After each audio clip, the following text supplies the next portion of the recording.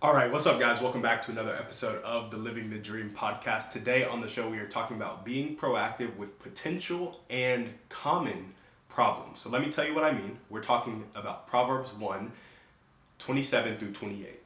I'm going to read the verses. I'm going to jump in right here. So this is 27 through 28.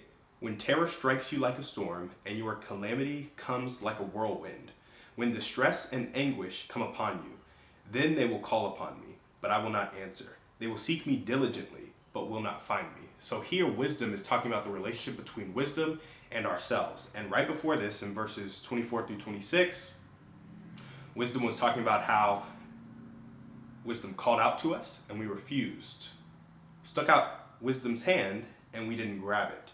And because we ignored counsel, because we would have none of wisdom's reproof, calamity will strike us. And wisdom will mock us when calamity strikes. Now in 28, calamity is striking, and we are now in distress. We are in anguish. And now we are calling upon wisdom because we know that we need wisdom. And we saw the help before. We saw that we could change before, but we weren't in enough pain. And now that we're in that pain, we're seeking wisdom.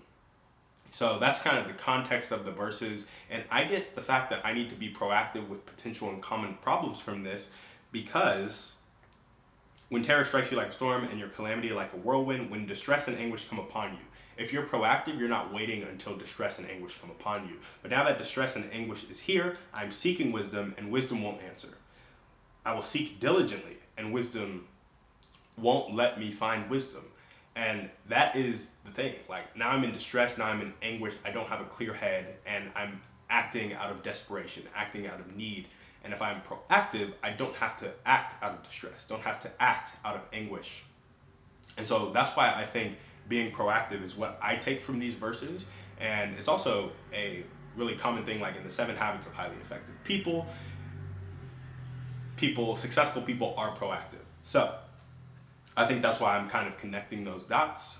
If you want to find wisdom, part of it is being proactive, not waiting till distress and anguish have come upon you, because wisdom stuck out wisdom's hand and wisdom called and you refused. So if you be proactive and you choose to listen, you choose to grab wisdom's hand, that will help you steer clear of that distress and anguish. And so where has this shown up in my life? I would say getting laid off. I wouldn't say I experienced distress and anguish when I got laid off because I'm pretty confident in my skills. Things tend to work out for me, but I am getting kind of squeezed right now financially. And there's this process that just takes time, like contracting and paperwork in the insurance industry takes time. And I got laid off and I wasn't expecting it. I didn't see the consequences of my action, right? Like, wisdom was telling me that jobs are not secure. Like, they're just not. They come and go. You can get fired, especially when the recession is hitting or when the market is tight. Companies start to struggle. I saw signs of my company starting to struggle. I wondered if I should be looking for other opportunities. I wondered if I should be generating other cash flow from entrepreneurial endeavors, because I know from success literature not to depend on one source of income, especially an income that is not in your control, that is controlled by outside factors, right? And so wisdom had been telling me, and I just ignored it. Basically, I was like, oh, I have my consistent paycheck. I can just la-di-da-di-da, record my podcast, and be slow to get results. Well, now I'm seeking solutions, and the answer was to plant a tree in the past. Like, if I had just got my insurance license and got contracted while I had my other job, I could have been selling insurance, getting in reps, memorizing the script, and all that while I had a stable income, which is what wisdom would have told me to do, especially because the company I'm with now is Brad Lee's company, and I've been following Brad Lee for the better part of a year, and he started advertising it a year ago, and I thought about it then, and I just didn't have enough confidence in myself. I was too scared to kind of go forth and do it. And now, because I didn't take what wisdom gave me, I'm experiencing an undue amount of stress financially because I'm not selling insurance when I could have been. And so I could have planted a tree in the past. All I can do now is heed wisdom and not put myself in that situation again. So the worst thing to do would be to just go get another job and drop the ball when it comes to other forms of income that can pay me right now. Another situation where I didn't heed wisdom, I was always doing opportunities that had a 90-day payout, 180-day payout, and a much bigger payout. But what I needed was consistent cash flow now. And wisdom continually brought that to my attention, but it was continually not the opportunities that I chose. And because it wasn't the opportunities that I chose, I'm now in a pickle. So I could have planted a tree in the past. All I can do is heed wisdom now and put myself in a situation where I'm in control of my income. It is based on my skills, and I am in control of how I develop those skills and how quickly I develop those skills. And yeah, wisdom with product market fit, wisdom with a market that has money, wisdom with a proven product that is sellable, wisdom with surrounding myself with people who are selling the product. Like, all of that is wisdom that I've been neglecting because I've been trying to go off and do something on my own, right? So getting laid off is where not heeding wisdom and then having some distress, having some anguish around my financial situation is starting to pop up in my life. And yeah, I'm experiencing these verses right now because terror striking me like a storm, calamity comes like a whirlwind, get laid off. Just swooped in, and now it's like, figure something out, right? How many people get hit with that? I would say another way it's shown up in my life is the Hormozi video. So when wisdom is talking here, and wisdom says, when distress and anguish come upon you, then they will call upon me, but I will not answer. They will seek me diligently, but will not find me. This makes me think of the fact that you should be proactive in seeking wisdom when your emotional state is calm.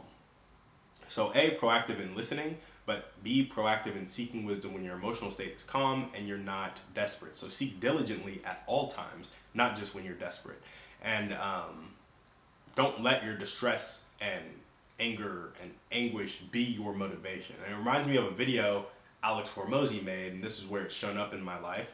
Not that I've implemented this, but wisdom stuck out its hand in the form of an Alex Hormozi video. And Alex was saying that entrepreneurs should divorce business and emotion.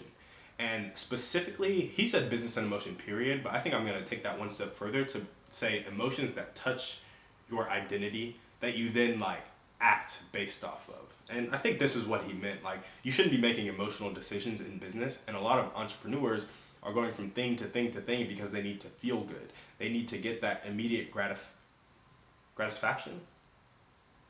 They need to get that immediate kind of reinforcement, because I can't think of the word right now. They need to get that immediate reinforcement from like securing a lead or securing a sale. And because they need that, they're really having trouble, doing what they need to do and being the entrepreneur they need to be, which is showing up consistently and doing the boring work most of the time, as Alex Hormozi would say. So where do I want this to show up in my life? Well, I want to choose the fear of the Lord. All of this started with the fear of the Lord is the beginning of knowledge, and wisdom is like, I've stuck out my hand, I've tried to give you my reproof and you've rejected it, you've ignored my counsel, and I think it's choosing that counsel. That's where I want it to show up in my life, and that comes in many ways. Like, I've received a lot of education. It's just heeding that education and acting based off of it, not living in fear, not letting my own limiting beliefs stop me from implementing that education. So that's where I want it to show up in my life. That's where it has shown up in my life. I think this verse is really teaching us to be proactive when we're seeking wisdom and not just do it when we're desperate. And how can you apply this to your life? Well, I would say listen when wisdom calls. Take wisdom's hand when it reaches out. So it's like, this can happen in books, podcasts, other people showing up in your life, feedback from actions you're taking, or just some common sense that you're not implementing. And so it's like the matter of humbling yourself and listening to instruction. And some questions I would ask yourself to really get to the point of, okay, where have I been missing wisdom in my life? Is like, who has been trying to give you advice that would be helpful in your current situation? And so that may look like, your parents told you you need to live on a budget, and you haven't been living on a budget, and now you have no money. Like, it could be something as simple as that. Maybe you need to heed that wisdom, right? Next question is, what help or assistance are you neglecting because of your pride? So the first one is like identifying it, and then the second one is like, okay, maybe you've already identified it, but what are you intentionally neglecting because of your pride? And this example for me was the fact that product market fit needs to be a case. I was like, if I want this product, if I think it's a good product, the market will think it's a good product. Well, buddy, that's not always the case. So you need to swallow your pride, humble yourself, and actually ask the market for feedback and adjust accordingly. And so what assistance are you neglecting because of your pride? That is the next question you guys can ask. And that is all we have for you on this show. Thank you so much for listening. We will see you on the next one. And on that note,